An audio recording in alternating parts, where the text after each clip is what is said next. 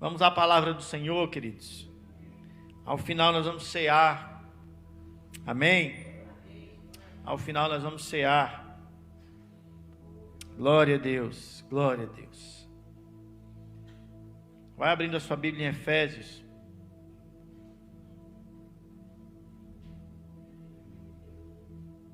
Carta de Paulo, no capítulo 5. Glória a Deus. Quantos amam adorar Jesus? É bom, né, queridos? A graça de Deus nos cobre. A graça de Deus nos alcança. É uma chave poderosa para a igreja de Cristo. Vamos ler Efésios no capítulo 5, a partir do versículo 15. Lembrando que nós estamos numa série, amém? E esta é mais uma palavra dessa série de ministrações. Vida no Espírito. Amém? É andar segundo a vontade de Deus, não segundo a carne, não segundo o homem caído. Amém? Todos acharam? Alguns já estão lendo, né? Vocês são rapidinhos, vocês. Vamos ler a partir do versículo 15. Portanto, estais atentos para que o vosso procedimento não seja semelhante aos insensatos, mas andai em sabedoria, aproveitando bem cada oportunidade, porque os dias são maus. Portanto, não sejais faltos de juízo, mas buscai compreender qual é a vontade do Senhor. E não vos embriagueis com vinho, onde há contenda, onde há devassidão, onde há distúrbios, mas deixai-vos encher pelo Espírito Santo, falando entre vós com salmos, hinos, cânticos espirituais, cantando e louvando de coração ao Senhor, e cotidianamente dando graças por tudo a Deus, o Pai, em nome do nosso Senhor Jesus Cristo, sujeitando-vos uns aos outros no temor de Cristo. Amém, irmãos? Glória a Deus. Estais atentos quanto ao vosso procedimento. Ele diz: não haja como os insensatos, ande em sabedoria, na sabedoria de Deus, irmão, na sabedoria do Pai, na sabedoria de Jesus Cristo. Não é na nossa sabedoria natural e humana, porque a nossa sabedoria é insensata, a nossa sabedoria é limitada ao que nós vemos, ao que nós enxergamos. A sabedoria de Deus tem a ver com a eternidade, irmãos, e é disso que nós estamos falando nesses dias, um tipo de vida que vai para a eternidade. Porque o que muitos acreditam é que viverão aqui de qualquer forma, quanto ao seu modo de agir, e quando encontrarem com Jesus Cristo, tudo será transformado, né? Então nosso procedimento irá mudar. É uma meia verdade, porque Deus espera que agora mesmo, irmãos, nós todos possamos viver segundo a vontade de Deus, não segundo a nossa vontade. Certamente quando encontrarmos com Jesus, seremos transformados na glória de Jesus. Amém? Certamente quando encontrarmos com Jesus Cristo, nós seremos transformados à imagem gloriosa de Cristo. Mas Deus quer que você agora desfrute de uma vida no Espírito. Amém, querido? Aproveitando bem cada oportunidade, porque os dias são maus. O sistema se torna cada dia maligno. E aqueles que se sujeitam à carne estão dominados por esse sistema maligno. Amém? Aqueles que não se atentam no Espírito ao seu procedimento se sujeitam a esse sistema, que é um sistema mau, e faz com que esses dias sejam dias maus. Verso 17: irmãos, não sejais faltos de juízo, mas buscai compreender qual é a vontade de Deus. Então a vontade de Deus é contrária a essa natureza carnal. Amém? A vontade natural é contrária à vontade de Deus. Então ele diz: busque saber, compreender pelo Espírito, porque é impossível compreender de forma natural a vontade de Deus. Bem, queridos, é impossível compreender de forma natural qual é a vontade do nosso Senhor. Ele diz: não vos embriagueis com vinho, onde há devassidão, contenda, mas deixai-vos encher pelo Espírito. Deixai-vos estar cheio do Espírito, querido, é base, é fundamento para uma vida de sabedoria. Estar cheio do Espírito é base para uma vida segundo o propósito de Deus. Todos concordamos, irmãos, que estar embriagado, drogado, é pecado, sim ou não? É contra o propósito de Deus. Mas é interessante que ele põe no mesmo versículo a embriaguez e o estar cheio do Espírito. Então alguns concordam, a maioria concorda que é ruim estar embriagado, mas às vezes deixam de lado estar cheio do Espírito. É tão nocivo quanto, é tão ruim quanto.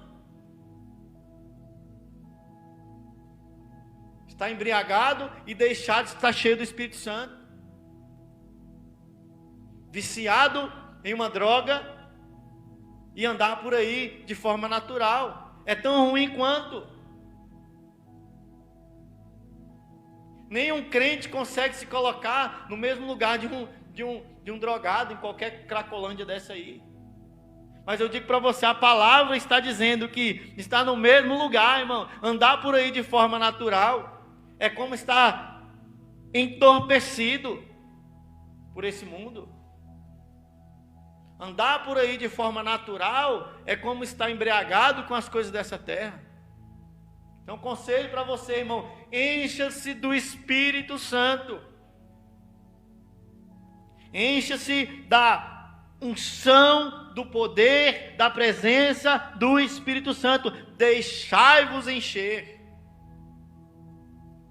É obra do Espírito com a nossa participação, irmão. Amém? É obra do Espírito Santo com a nossa participação. Deixai-vos encher do Espírito Santo. É base, isso é fundamento para a igreja. O crente ou a igreja que deixa de lado isso, este ensino, essa verdade, está pecando contra o propósito de Deus. Porque o propósito de Deus só pode ser cumprido através de uma igreja cheia do Espírito Santo.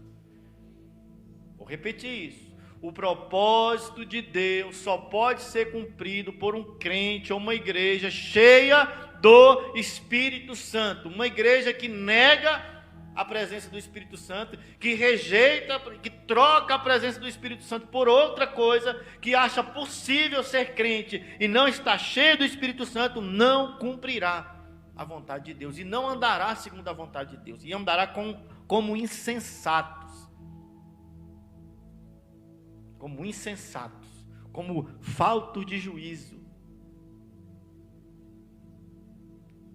E não acredito que alguém que está andando como insensato, com falta de juízo, de forma natural, atrairá qualquer pessoa para a presença de Deus.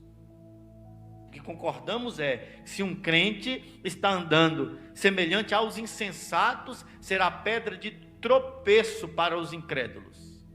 É assim ou não é, irmãos? Se alguém que se diz cristão, filho de Deus, está andando como insensato, não conseguirá gerar outros filhos para Deus. É assim ou não é? Jesus diz: olha, eu estou indo. Alguém diz: Jesus, Para onde o senhor está indo? Jesus disse: vocês sabem para onde eu estou, vocês conhecem o caminho. Eu estou com vocês mostrando o caminho da eternidade. Vocês conhecem o caminho. Vocês sabem para onde eu vou e é este caminho que vocês vão trilhar. Um dos discípulos diz: olha, Jesus, faz o seguinte, mostra para nós Deus. Isso basta. Se o Senhor mostrar para nós Deus, a pessoa de Deus, o Senhor não vai precisar ficar gastando tempo nos ensinando, nos instruindo, revelando palavras para nós. Basta-nos que seja nos apresentada a pessoa de Deus. Jesus olha para esse discípulo e diz: peraí, você não entendeu a coisa. Vocês estão andando comigo esse tempo todo e vocês vêm pedir para mim agora mostrar Deus. Ele diz: Filipe, quem vê a mim, vê o Pai. Quem vê a mim, vê o Pai. E se vê o Pai, está caminhando para a eternidade. E Jesus depois diz: eu envio vocês assim como eu fui enviado. Como? Semelhante à imagem do Pai, fazendo a vontade do Pai, andando na vontade do Pai, para que quando olharem para vocês, vejam quem, irmãos? O Pai. E queiram a eternidade, queiram Deus, desejem Deus. E assim, outros filhos são gerados para também andar na vontade do Pai. Não como insensatos, mas em sabedoria. Não com caráter destruído, mas com caráter de Cristo. Amém? Então isso é base, isso é fundamento para a igreja. É fundamento. E onde é que eu me encontro? Onde é que eu posso encontrar o poder do Espírito, ser cheio do Espírito? Essa realidade na presença da pessoa do Espírito Santo. Orando, irmão. Principalmente orando. A oração é fundamento para estarmos cheios do Espírito Santo. Falando entre vós, versículo 19, com salmos, hinos, cânticos espirituais, cantando, louvando. Isto é oração, isto é se comunicar com o Espírito Santo, se comunicar com Deus. Isto é estar conectado com o Pai, com Jesus Cristo, com o Espírito Santo, recebendo de Deus sabedoria. Amém, irmão? Juízo, sensatez, maturidade. Isso é fundamento para nós. É neste lugar, irmão, oração. Oração é o lugar onde você vai encontrar o poder do Espírito Santo para te encher e transformar o nosso caráter. É neste lugar. Oração é fundamento básico no treinamento do Espírito Santo para transformar você na imagem de Jesus Cristo. Você está, quando se converteu, você entrou quando se converteu na escola do Espírito Santo. Amém, queridos? Para andar, para ser como Cristo. Somente pelo Espírito. É neste lugar onde Deus vai te ensinar a colocar na prática a fé que você tem recebido quando ouve o Evangelho. A fé vem pelo ouvir e continuar ouvindo o Evangelho. Então, todas as vezes que você ouve o verdadeiro Evangelho, todas as vezes que você lê o Evangelho, todas as vezes que você medita no Evangelho, você recebe fé.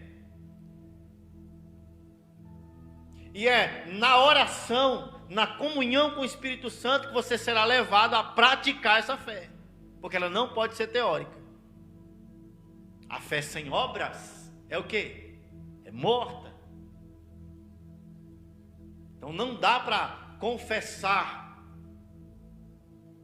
e apenas falar que eu sou de Cristo, que eu sou de Jesus, se o meu procedimento, se todo o meu ser não expressa isso.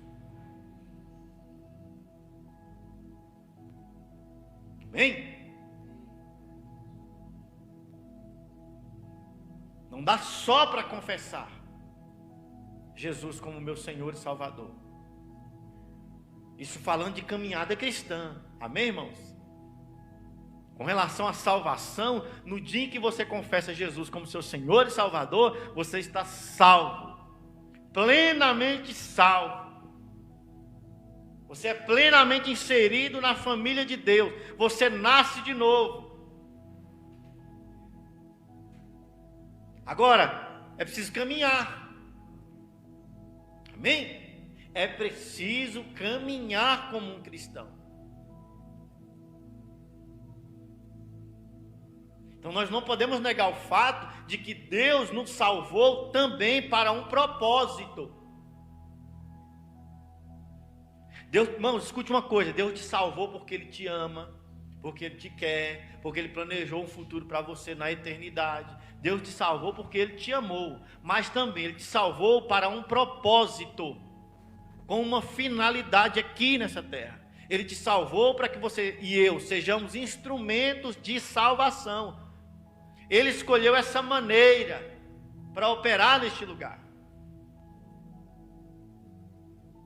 Amém? Então os anjos não virão, o próprio Jesus não virá novamente. Somos nós os instrumentos de Deus para salvar nesses dias. E andando na carne não é possível salvar. Somente andando no Espírito é possível ser instrumento de salvação. Você crê nisso, irmão? Porque é na oração que nós enxergamos o feito de Deus. Porque a respeito do reino está tudo feito. Você concorda comigo? A fé é certeza absoluta do que já está feito. É assim ou não é? É a certeza a respeito de fatos que já estão feitos, já foram concretizados. E na oração, irmão, na comunhão com Jesus Cristo, com o Espírito Santo, enchendo-me do Espírito Santo, eu entro nessa realidade, eu enxergo o feito de Deus. E eu posso começar a andar, a dar passos na obra, no que já está feito, na obra de Deus. Sem a oração, você jamais conseguirá enxergar o feito de Deus. Nós esperaremos por aquilo que já está. Então Jesus, quando virá o reino, Jesus diz: o reino está aí. Só que o problema para muitos é que o reino de Deus está dentro de nós. E o reino de Deus não pode estar dentro se o poder do Espírito está fora. Irmão, o reino de Deus não pode estar dentro de nós se nós estamos rejeitando a unção do Espírito, o poder do Espírito e a presença do Espírito Santo. Porque Ele é aquele que trouxe o reino para nós, para dentro de nós. Ele diz: o reino está aí no meio de vocês e o reino estará dentro de vocês. Então o feito de Deus é o reino de Deus. Então quer enxergar, irmão? Ah, mas eu estou muito enfermo. Ah, há muitos problemas, há muitas dificuldades. Ah, a provisão financeira não vem. Ah, mas as preocupações são muitas. Eu acordo e durmo com dor de cabeça. A ansiedade tem tomado conta do meu interior, por problemas familiares, por problemas no casamento, por problemas financeiros. Quantos já se encontraram assim? Ninguém, só eu. Glória a Deus. Povo crente, aleluia. Só eu. Só que eu descobri uma coisa, irmão. Se eu estou nessa condição natural de alma, que isso é alma, isso não é vontade de Deus, não é reino de Deus. Porque Jesus diz assim: não andeis ansiosos. Não, Jesus, mas o problema é que o Senhor não está vendo o tamanho dessa montanha. Como que eu não estarei ansioso com esse problema enorme na minha frente? E ele responde, ele diz: não andeis ansiosos por coisa alguma. Por coisa alguma. E lá na frente ele diz: porque o vosso Pai Celestial sabe exatamente o que vocês precisam. E não é que na oração nós vamos convencer Deus de fazer, irmão. Escute uma coisa, Ele já fez. Porque se eu precisasse convencer Deus de fazer alguma coisa para mim, ao meu respeito, aí eu deveria estar ansioso. Porque Deus poderia simplesmente dizer não para mim. Mas Deus não diz não para mim, Ele já fez. a obra está feita, Ele já te curou, Ele já te prosperou, Ele já te deu um casamento alinhado, Ele já te deu um casamento poderoso, Ele já te deu uma família abençoada, Ele já abriu as portas para você. Ele já fez. Agora, quando eu me encontro nessa posição de ansiedade, de problemas, de preocupações, isso eu vivo na prática e você também vive. Quando eu corro para a oração, a primeira coisa que é tirada de mim é a ansiedade. Por quê? O meu espírito começa a enxergar o feito de Deus. E às vezes eu nem encontro a maneira, a solução natural para esse problema. Mas no espírito, o meu espírito já sabe que Deus já fez. Então eu saio deste lugar de oração alegre, feliz, confiante. Às vezes sem saber o porquê, descansando. Às vezes sem saber direito o motivo. E a tua alma pode até te questionar, você é louco?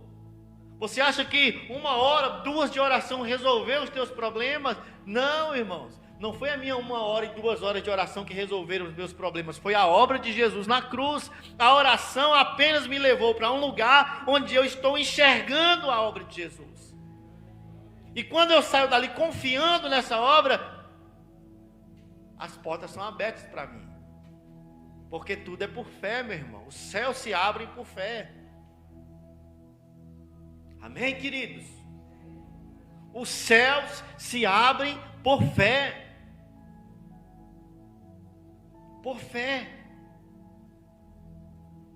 Agora, enxergar essa realidade só é possível para quem deixa-se encher do Espírito Santo na oração.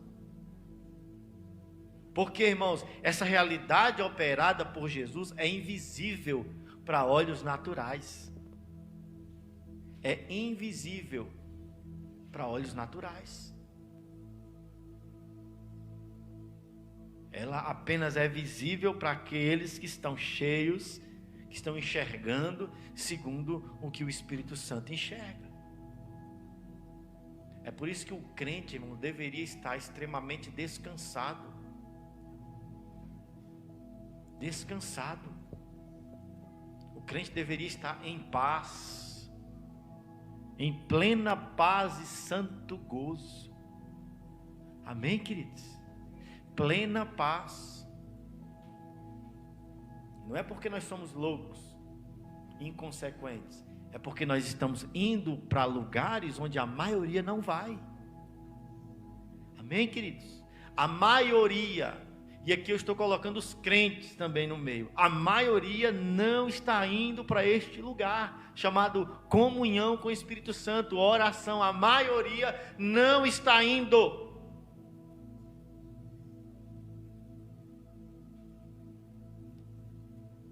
Então, aconselhar alguém, irmão, que não está indo para a oração, é perca de tempo.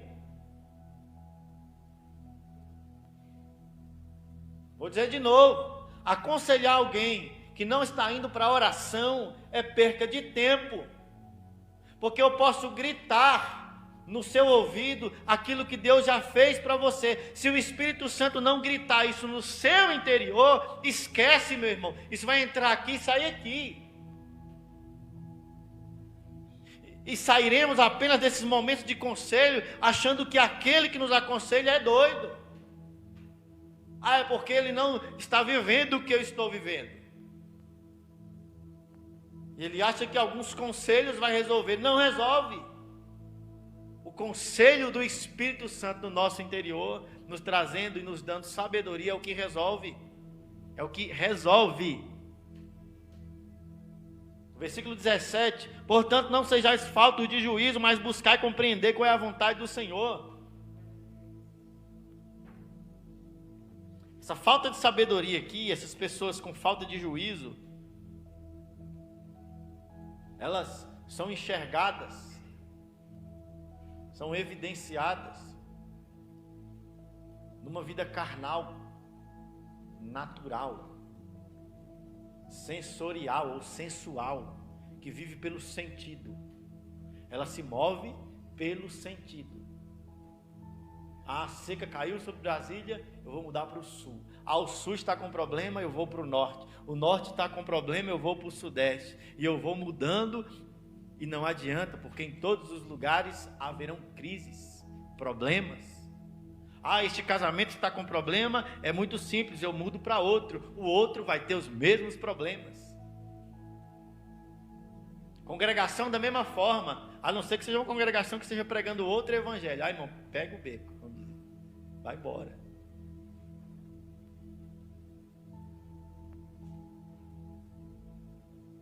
Mas crises estão por aí em todos os lugares. Todos os lugares, todos os casamentos, todas as casas,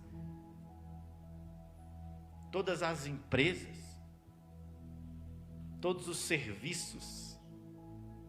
Minha área está com problema, eu vou mudar para outra área. Daqui a pouco a sua área começa a prosperar e a outra começa a ter problema, e você vai querer voltar, e isso dá trabalho, irmão, isso cansa, isso estressa, isso é difícil. O que deveríamos fazer como crentes é buscar a vontade de Deus para não sermos mais sensuais, sensoriais, mas para andarmos segundo a vontade do Espírito. Pessoas assim buscam soluções rasas para problemas que são profundos. Buscam soluções momentâneas para problemas que vêm se arrastando há décadas. Problemas que às vezes estão encravados no nosso caráter, nós queremos transferir. O problema está aí fora. Não, irmãos. Muitas vezes o problema está no nosso caráter. E aí, para não resolver, muitas vezes nem sabemos que esse problema está lá. Nós só vemos os frutos desse problema. Isso acontece demais nos relacionamentos, irmãos. Eu nunca vi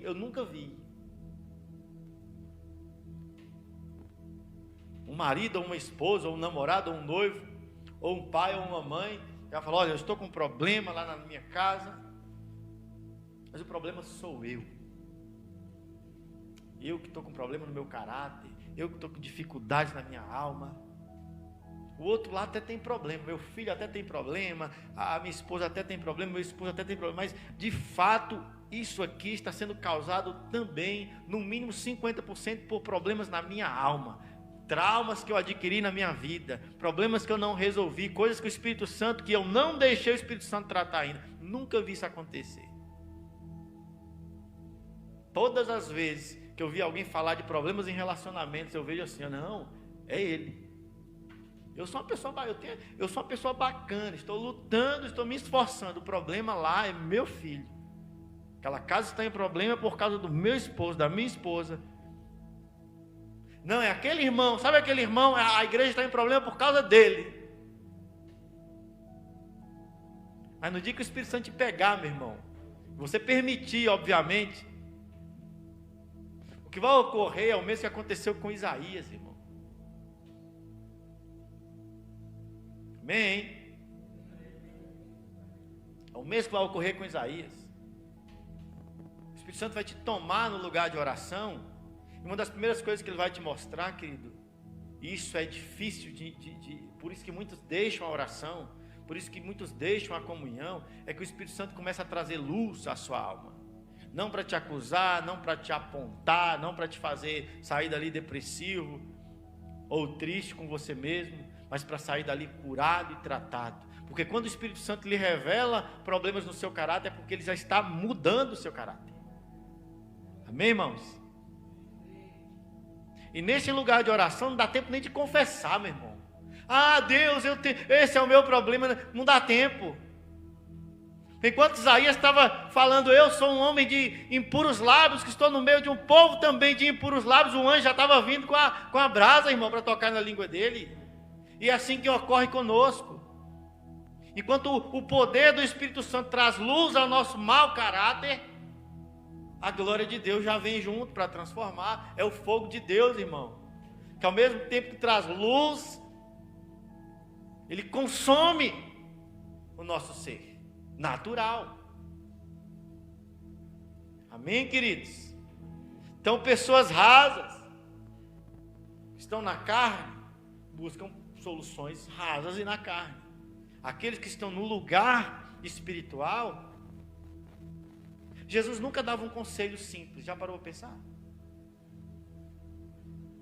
Ou Jesus me dá uma chave para eu poder abrir essa porta espiritual. Como eu faço para herdar o reino de Deus? Jesus diz, olha, obedece os mandamentos. Olha como é que Jesus começa parecendo muito fácil, né? E aí, se eu obedeço? Obviamente eu obedeço desde a infância. Só que não é tão fácil. É mesmo? Não é tão fácil, meu irmão. Porque se fosse fácil, a sua caminhada, talvez de 10, 20 anos na congregação ou nas congregações, já teria feito com que o nosso caráter fosse um caráter segundo a vontade de Deus. E ainda não é. Então Jesus diz, vai e vende tudo que você tem e volta e me segue. Então nunca é tão fácil. Nicodemos procura Jesus e diz, mestre, bom mestre. Jesus diz, por que você me chama de bom, rapaz? Mas nasce de novo. Como assim nascer de novo, Jesus? Acaso é possível voltar ao ventre da minha... mas você não entende coisas básicas do reino? Então não dá para conversar. Nasça de novo, nasça da água e do Espírito, então nós poderemos ter uma conversa espiritual. Então você será espiritual. Então você experimentará do reino de Deus. Amém, queridos? Se nascemos do Espírito, é no Espírito que nós precisamos ficar. Você crê nisso? Amém? Pessoas que têm esse tipo de falta de sabedoria, que não têm a sabedoria do alto, que são naturais, sensuais, sensoriais, elas buscam experiências. Olha a palavra que eu estou usando. Elas buscam experiências entorpecentes. Porque nós estamos acostumados a ouvir falar e ver substâncias entorpecentes, né? O próprio texto de Efésios 5:18, não vos embriagueis com vinho, uma substância que se você tomar demais, você vai ficar entorpecido, embriagado. Então nós estamos acostumados a ouvir a respeito de substâncias que provocam no nosso cérebro distúrbios e aparentemente as coisas ficam bem, não é? Como diria o poeta mundano, eu vou beber para... Você sabe a música, irmão. Esquecer os meus problemas. Não é assim? O que essa substância faz? Ela causa momentaneamente um distúrbio e libera ali substâncias no cérebro, e o cérebro começa a dizer para o corpo, está tudo bem. Seu casamento acabou, mas está tudo bem. Você perdeu o emprego, mas está tudo bem. Você está à beira da morte, mas está tudo bem. Você está indo para o inferno, mas está tudo bem. É isso que o cérebro diz. Enganado por substâncias entorpecentes. É ou não é? E são diversas. E qual o outro problema delas? Viciam. Porque há um mecanismo no cérebro, irmão, que quando essas substâncias são liberadas, o cérebro deixa um registro lá e diz assim, olha, você precisa urgentemente fazer isso de novo, ou tomar, ingerir essa substância de novo, porque isso lhe fará bem. Então, além do cérebro ser enganado, ele começa a enganar. E aí nasce o vício. Só que também existem, irmãos, comportamentos, experiências que são entorpecentes. Porque o nosso cérebro ele libera uma substância chamada dopamina. Andei pesquisando rasamente sobre isso, superficialmente, mas dá para falar um pouco. Dopamina é a substância do prazer, da sensação de dever cumprido. Sabe quando você fala assim, olha, vou limpar a casa pela manhã.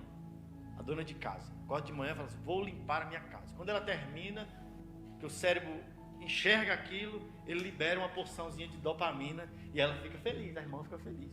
Consegui, uau, consegui.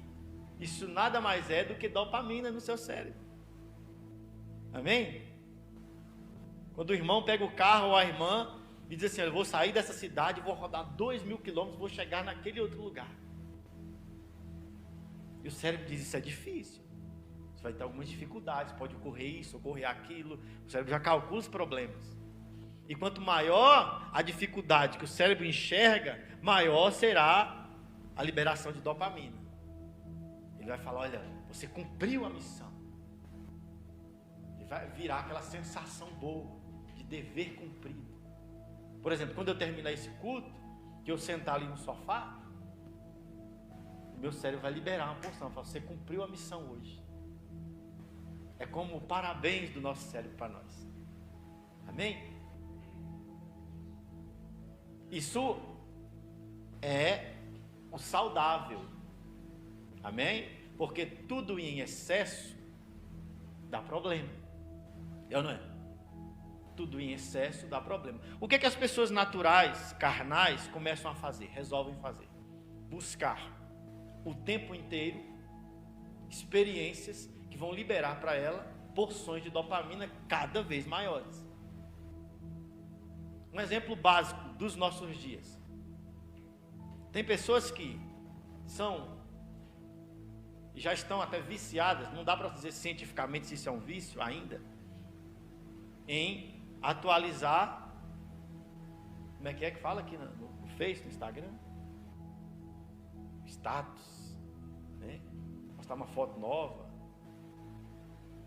Então o que é que o cérebro diz para ele? Isso é um desafio. Você está expondo a sua vida para talvez milhares de pessoas. O mundo inteiro pode ver você agora. Então isso é um desafio. Podem gostar de você ou podem não gostar de você. E o cérebro fica preocupado.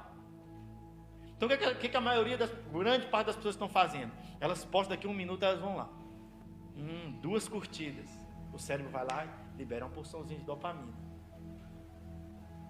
Só que aí o cérebro diz assim, você precisa de mais.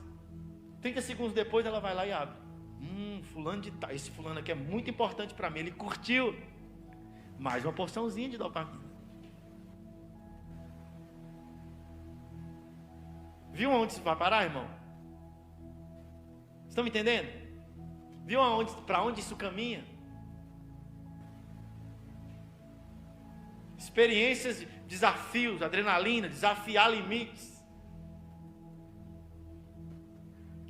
Paulo diz assim para Timóteo, Timóteo, foge das paixões da juventude. Por quê? Geralmente as paixões da juventude é desafiar limites, é quebrar regras. É ou não é? E o que ocorre por uma quebra de regra, no desafio de um limite? A mesma coisa. O jovem, o adolescente, ele planeja, vou quebrar determinada regra, mesmo que seja simples, aquela regra ali do pai, da mãe, olha, não faça isso, isso é ruim para a nossa casa.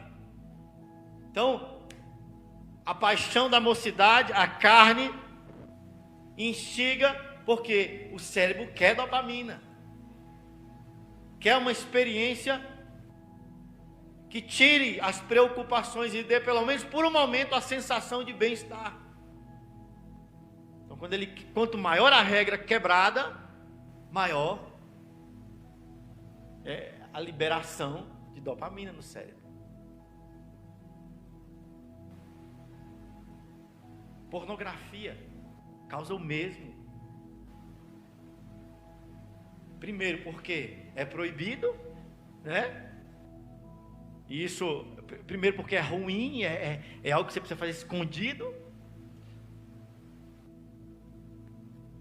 E só nesse fato já há uma liberação de dopamina. E segundo, pelo próprio prazer do restante do corpo. E por aí vai, irmão. Experiências e mais experiências naturais, momentâneas, que vão entretenimento.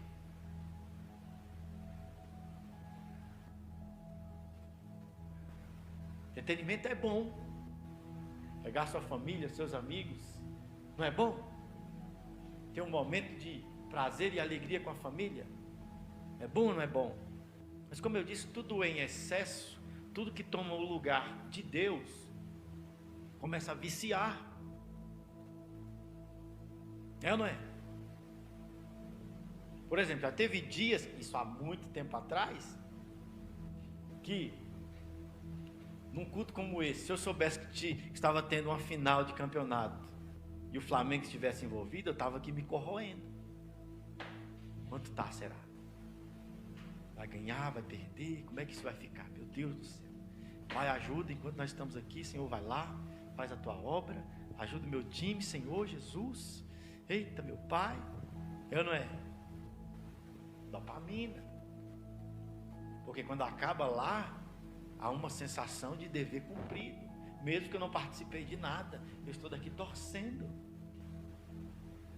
Só que se isso não for controlado, não for dominado pelo meu espírito, que é de fato quem deve estar governando o meu ser, meu irmão, eu vou começar a viciar em viver de forma natural. Um dia desse eu conversei com um rapaz, eu falei, olha, você precisa de Deus, cara, você precisa buscar Deus. Você é um menino de Deus, você precisa de Jesus. Ele falou, não, eu preciso mesmo, de fato eu preciso. De fato, e aí como é que faz? Eu falei, domingo, esteja na igreja conosco, vamos buscar Deus em comunidade. Ele falou, vou sim, vou estar com vocês, isso é muito bom, e tal, e tal, e tal, e tal. Aí terminou o culto, ele não veio, eu mandei um WhatsApp, e aí, tudo bem? Aconteceu alguma coisa? Não aconteceu não, é porque marcaram um churrasco aqui, e tal. Aí depois observando, todos os finais de semana ele está nesse ambiente de churrasco, de bebida, de curtição, porque está viciado em receber essas sensações. Mesmo que esteja gastando o que não deveria, mesmo que aquilo ali não esteja produzindo mais nada de concreto, ele está recebendo mais porções e mais porções de substâncias entorpecentes. Viu que o problema não está fora, meu irmão? O problema está em nós. Viu porque Jesus diz assim, o problema não é o que entra pela boca, mas o que sai. O problema é o que já está em você. O problema é o seu homem natural que quer te governar. Então escuta, meu irmão, encha-se do Espírito. Encha-se do Espírito. Pois o Espírito lhe dará domínio próprio, lhe dará o controle, meu irmão, para de fato ser livre, liberto e fugir, não como um covarde das paixões da juventude, como Paulo diz a Timóteo, 2 Timóteo 2, 22. Mas para olhar para aquilo lá e falar, eu não preciso disso. Porque o que ocorre, meu irmão, é que isso vai tomando o lugar de Deus e se tornando um Deus. O amor ao dinheiro, por exemplo, é um Deus. É chamado de Deus na Bíblia. Por quê? Porque ele ocupa esse lugar. Imagina, meu irmão, você fazer uma venda, você entrar no emprego, você fazer um negócio e no final disso entrar milhões na sua conta, centenas na sua conta e de repente uma porção de dopamina é liberada no seu cérebro, você tem aquela sensação de cumprir o meu dever.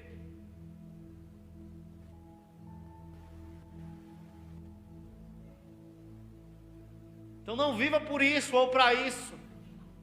Ame a Deus pelo Espírito. Amém? Cheios do Espírito nós temos autocontrole. Autocontrole. Domínio próprio. É o último lá do fruto do Espírito que eu cito, né? Domínio próprio. Abra sua Bíblia em João, no capítulo 14.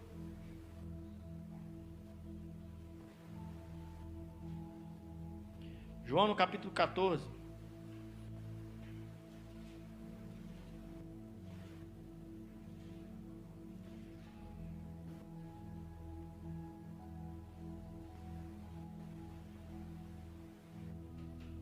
O discípulo diz para Jesus no versículo 8: Senhor, mostra-nos o Pai e isso é suficiente para nós. Jesus questiona eles: olha, vocês estão esse tempo inteiro comigo, eu estou esse tempo inteiro com vocês, e vocês vêm me pedir para eu apresentar o Pai para vocês. Quem vê a mim, vê o Pai.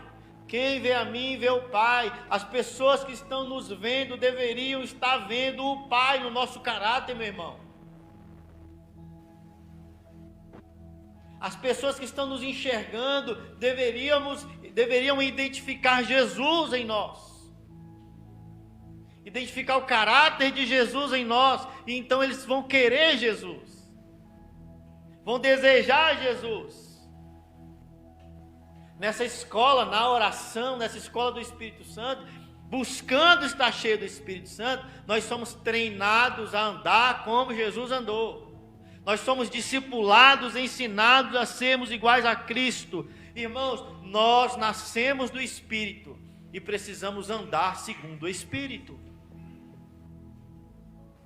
Gálatas, no capítulo 5, no versículo 24 e no versículo 25. Abre aí para a gente ler. Gálatas 5.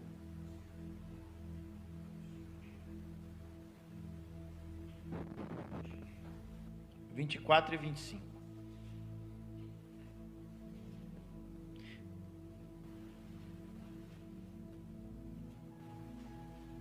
O versículo 1, escute o versículo 1 antes, deixa aberto aí onde você está, e escute só o versículo 1. Foi para a liberdade que Cristo nos libertou. É disso que eu estou falando, irmão. Quando eu digo para você que você não precisa ser escravo de decisões naturais. Você não precisa ser escravo de decisões simples, rasas. Seja profundo, seja um pouco mais profundo no Espírito. Versículo 24. Os que pertencem a Cristo Jesus crucificaram a carne com as suas paixões e desejos. Se vivemos pelo Espírito, andemos de igual modo sob a direção do Espírito. Se nós vivemos por causa do Espírito Santo, nós deveríamos também andar na direção do Espírito Santo. Se Ele nos deu vida, irmão, Ele vai nos dar o caminho. Se Ele nos fez nascer de novo, Ele vai nos mostrar o caminho do caráter de Cristo. Ele vai nos revelar o caminho para nos tornarmos filhos maduros de Deus, para a glória de Deus. Porque filhos imaturos provocam vergonha. É ou não é? Não é? De repente você está num ônibus lotado, seu filho faz caquinha, mas ele tem 1 ano de idade, e aquele cheiro agradável toma conta de todo o ambiente. Que vergonha, né, irmão? Mas todos entendem, porque ele é um bebê, ele é imaturo. De repente você está no supermercado e seu filho de 1 ano e meio faz birra, se joga no chão: ah, eu quero. Que vergonha. Mas ele é imaturo. As pessoas olham, até tem uma certa reação, mas a maioria compreende que ele é imaturo. Mas quando ele começa a crescer, meu irmão, a tomar uma certa estatura, a compreender algumas coisas, é inadmissível que ele faça caquinha no ônibus. Ele precisa aguentar. É ou não é, irmão? Ele precisa saber esperar, ele precisa se dominar, ele precisa ter controle. Então o que se espera de um filho de Deus maduro é que ele tenha controle de suas emoções, é que ele tenha domínio próprio, é que ele não tome decisões naturais, é que ele não tome decisões rasas. É quando ele enfrentar um problema na alma, ele procura um lugar para resolver esse problema, e não soluções momentâneas rasas, e não experiências entorpecentes para resolver aquilo. E não beber para esquecer os problemas, mas encher-vos do Espírito Santo. Porque o Espírito Santo não vai fazer você esquecer os seus problemas, irmãos. Ele vai revelar para você que os seus problemas estão na cruz do Calvário. Ele vai revelar para você que se você andar em fé, você pode viver a vitória sobre esse problema. Ele vai mostrar para você que há autoridade na sua fala, nas suas mãos, para dizer: essa montanha, mova-se daqui e se lance no mar. Saia da minha frente. Ele vai mostrar para você que você pode resistir. Então o nosso objetivo, meu irmão, aqui é sermos filhos maduros. Filhos maduros. Abra sua Bíblia em Romanos, no capítulo 8. É interessante que no grego, nós temos palavras diferentes para tipos de filhos, né?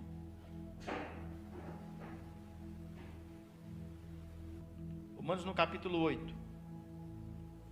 E aí, quando nós traduzimos para o português, o que está escrito aqui em Romanos 8, foi escrito em grego, nós temos uma certa dificuldade em entender o que de fato o Espírito Santo quer falar para nós.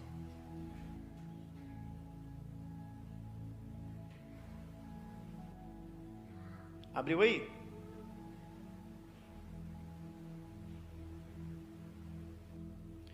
Versículo 14.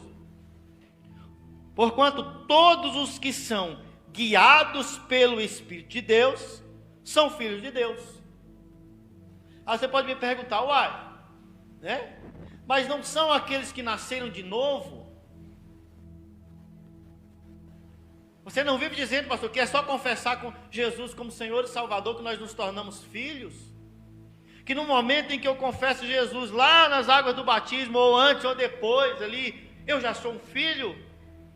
E o texto está dizendo, porquanto todos os que são guiados pelo Espírito. Mas é certo que algumas pessoas que saem das águas do batismo ainda não são guiadas pelo Espírito. É ou não é? Continuam carnais. É assim ou não é? Por quê, irmãos? O texto aqui, quando ele usa a expressão filho, ele está falando de filhos maduros.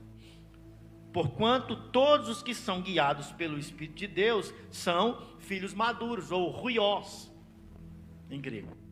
Ruiós, filho maduro.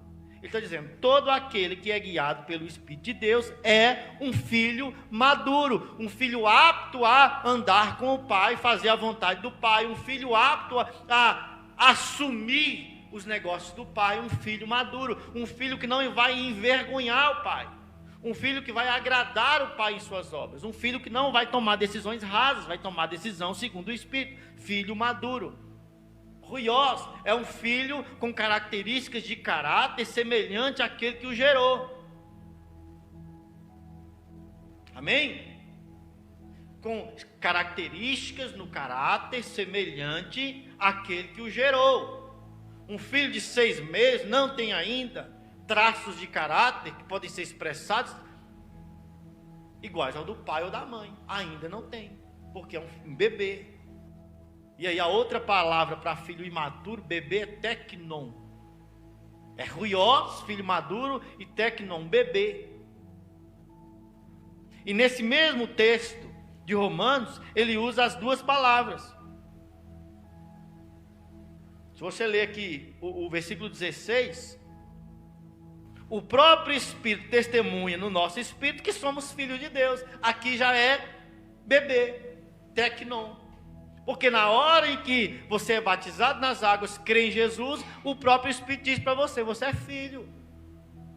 Papai te ama. Você pode clamar, Abba Pai.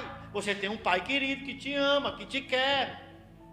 Papai vai limpar suas caquinhas, vai cuidar de você, vai te ajudar, vai pegar na tua mão, vai cuidar, vai suprir você, vai dar dedeirinha para você tomar.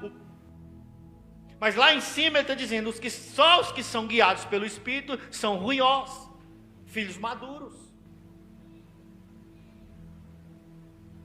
Em João, deixa aberto em Romanos no capítulo 8, eu quero ler João no capítulo 1, João capítulo 1, versículo 12. Todos quantos receberam, deu-lhes o direito de se tornarem filhos de Deus, ou seja, aos que creem no seu nome. No momento em que você crê no nome de Jesus Cristo como Senhor e Salvador da sua vida, você se torna teknon, um filho legítimo de Deus. Que se tirar o sangue ali ou qualquer amostra de DNA e levar para análise, vai testificar e testemunhar que de fato ele é o Pai. Isso fala de filho por direito, irmão, mas é filho imaturo. Estão entendendo, queridos? É filho imaturo, é filho que acabou de nascer, é filho que está engatinhando. O que se espera de nós, irmãos, é que sejamos ruiós, que andemos segundo a vontade do Espírito, que andemos segundo a vontade de Deus, e isso só se dá estando cheios do Espírito Santo. Amém, queridos? Isso só se dá quando nós estamos cheios do Espírito Santo, cheios do poder de Deus. Por isso que no versículo 8 ele diz assim: os que vivem na carne não podem agradar a Deus. Ah, mas eu já sou filho. Papai me ama. Papai me quer. Papai quer que eu esteja com Ele. Ele me chama de filho. O Espírito está testificando que eu sou filho. Um dia eu conversei com alguém, ela estava cometendo um crime, né? Não era um crime tão grave, mas era um crime. E, em consequência, pecado. Falei: ó irmã, crente, ô irmã, isso é crime, está fazendo, e é pecado, né? Isso uma conversa, nada de você vai para o inferno, não. Numa conversa, a gente conversando sobre o assunto, falou: isso há muitos anos atrás, por isso que eu estou falando, senão, né? Sou eu, estou falando de mim, não. Ela falou: não, mas deixa eu falar um negócio para você, William. É que eu sei que isso aí é até errado, mas quando eu vou na igreja, Deus fala comigo. Ontem mesmo eu recebi uma profecia no culto. Eu falei: foi? Então, se Deus está falando comigo, se o Espírito Santo me toca no culto, se Ele testifica que eu sou filha dele, que eu sou filhinha dele, então é porque Ele não está se importando com isso aí não. Isso é coisinha pouca. Eu falei: você entendeu errado. Você entendeu errado. A coisa não tem nada a ver com a outra. Deus nunca vai deixar de chamar você de filha ou de filho. Deus nunca vai deixar de tratar você como um filho querido. Deus vai sempre te abraçar, cuidar de você. Deus vai sempre tocar em você. Esse é o problema de muita gente. Está com caráter torto, atrapalhado, mas quando chega Deus toca. Óbvio que Deus toca, irmão. Ele é o teu pai. O teu pai nunca vai te deixar de te abraçar, de cuidar de você. Ele nunca vai te deixar de tratar você como um técnico, como um filho legítimo. Mas o texto está dizendo que aqueles que vivem na carne não podem agradar a Deus. Foi isso que eu disse para ela. Falei: olha, é porque você ainda é uma bebê na fé. Só que você já deveria ser adulta na fé, ser madura. Porque olha o tanto de tempo que você tem de cristã. Você não está entendendo isso que é básico. Para orar. Deixe-se estar cheio do Espírito Santo. Porque Ele vai te mostrar o caminho. Ele vai fazer você amadurecer na presença dEle. Amém, irmãos? É por isso que muita gente descansa e não ora mais. Entra num estado de preguiça espiritual e não ora mais. Porque como ele acha que os cultos sempre são uma bênção, ele sempre recebe de Deus. Ele acha que Deus está carimbando cada decisão na carne que ele toma, que ela toma. E não, irmão. O texto está dizendo: os que vivem na carne não podem agradar a Deus. Vocês, contudo, nós, irmãos, nós, ruiós, não estamos debaixo do domínio da carne, mas do domínio do Espírito. Se de fato o Espírito de Deus habita em vós.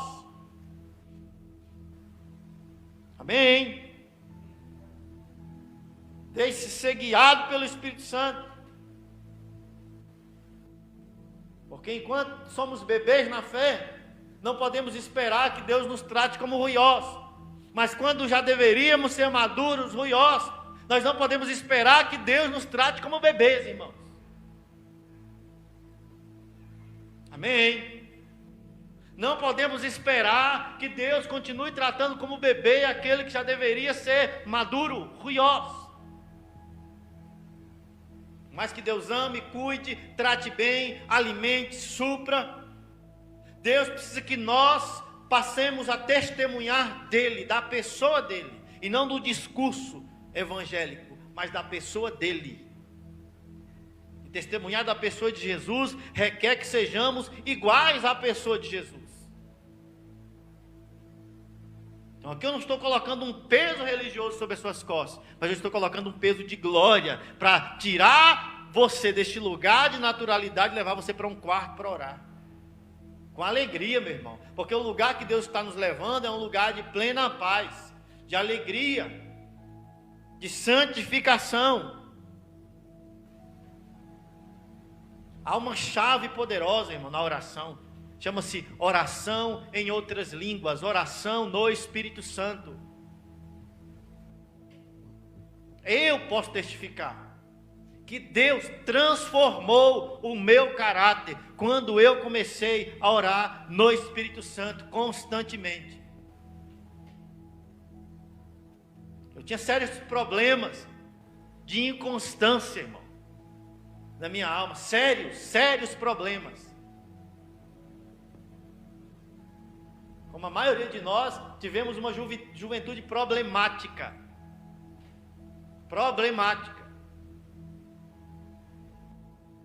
Uma infância problemática. Não porque tivemos pais ruins, mas porque o diabo é mau e ruim. E me converti, continuei anos com esses mesmos problemas na alma.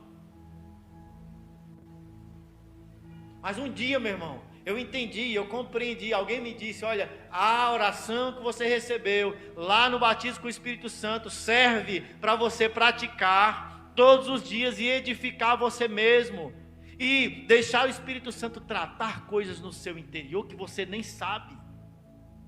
E eu nem sabia, irmão, a origem dessas dificuldades na minha alma. Nem sabia. Coitado de mim se eu tivesse me casado com esses problemas, irmão.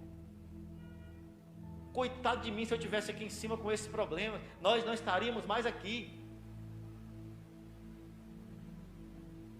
Não estaríamos mais aqui, irmãos, se fosse depender da minha alma há alguns anos atrás. 2008, mais especificamente. Me converti anos antes, até 2008. Eu tinha os mesmos problemas, irmãos, exatamente os mesmos problemas na alma que eu tinha na minha adolescência, eu tinha em 2008. Mas um dia alguém olha, você é batizado no Espírito Santo? Sou. Então você precisa orar no Espírito Santo, você precisa orar em outras línguas, porque senão você nunca vai amadurecer, ou vai demorar muito para amadurecer no seu caráter, e você vai se descobrir lá um velho na congregação, na igreja, se você permanecer até lá com problemas sérios na sua alma. Quer amadurecer na sua fé? Me disseram, ore no Espírito Santo. Eu acreditei, irmão, eu não tinha mais nada. E meus pais sabem.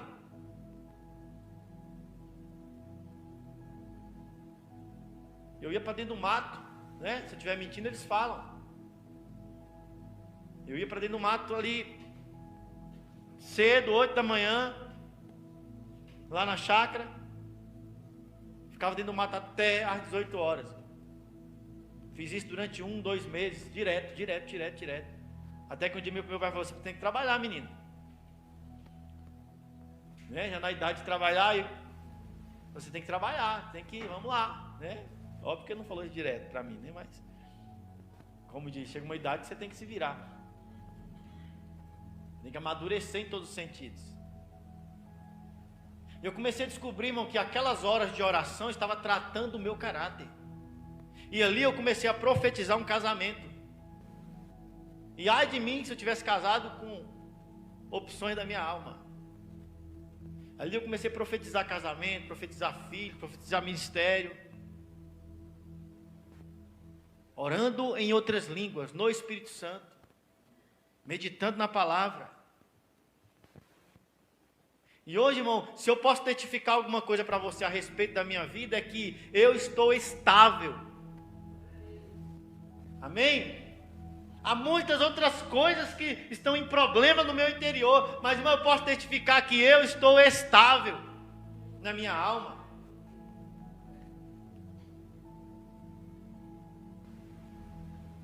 Com todo cuidado do mundo, sem querer me colocar em um lugar que eu não deveria estar.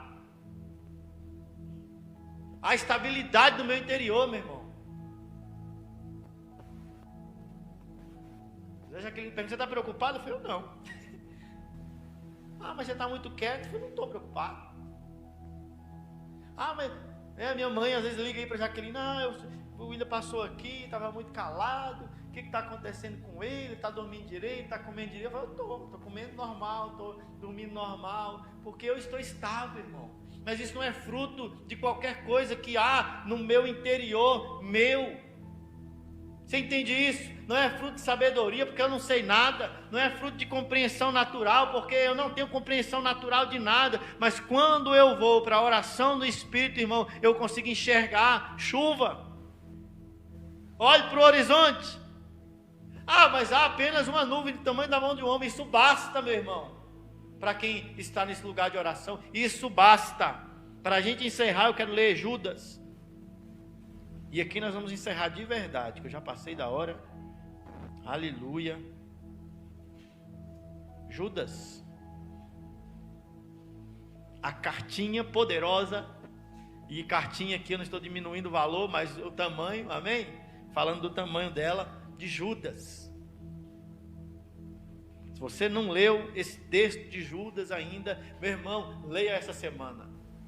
Vou abrir seus olhos aqui, o Espírito Santo, na verdade, vai abrir seus olhos para algumas coisas nesse texto, e eu quero que você leia isso aqui, medite essa semana inteira na carta de Judas. Eu quero ler primeiro o versículo 4.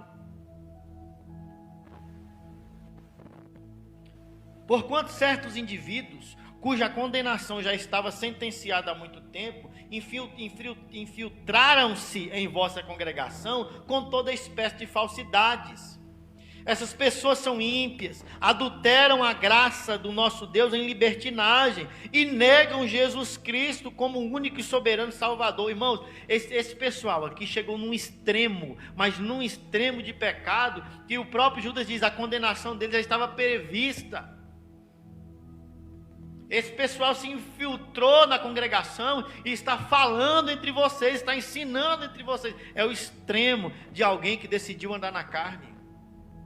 É o extremo de alguém que decidiu ser natural. Vamos ler a partir do versículo 17. Não temos tempo para ler tudo.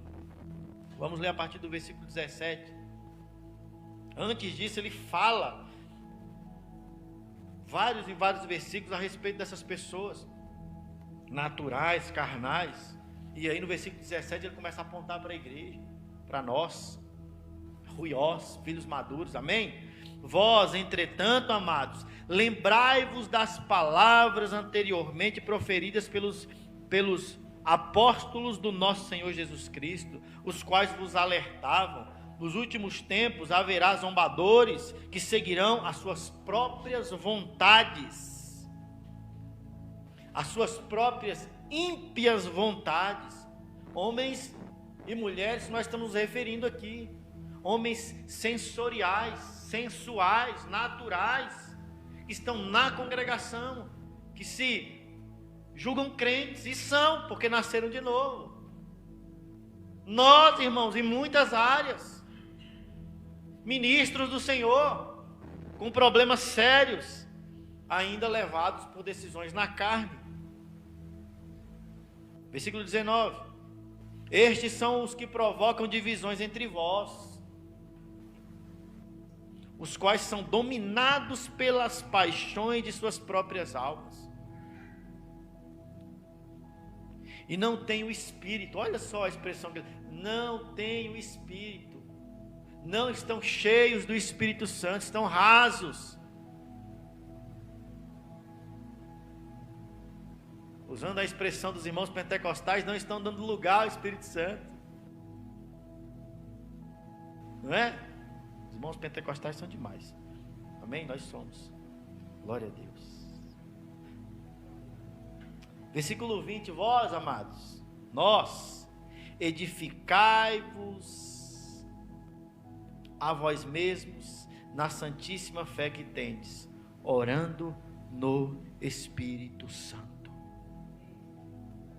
Conservai-vos no amor de Deus. Como? Orando no Espírito Santo, aguardando confiantemente, confiando na misericórdia, no poder de Deus para a vida eterna. Como? Orando, meu irmão, no Espírito Santo. Orando, confiando.